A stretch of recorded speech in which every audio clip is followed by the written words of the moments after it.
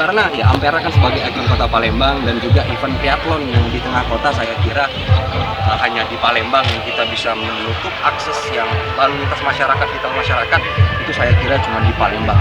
Bisa lingkungan wisata juga Pak ya? Jelas. Jadi setiap atlet yang hadir ke Palembang itu pasti mereka akan menghabiskan uang untuk mereka jalan-jalan, untuk mereka hotel, makan pempek, segala macamnya pasti selama 3 hari di kota Palembang. Dan harapannya itu dapat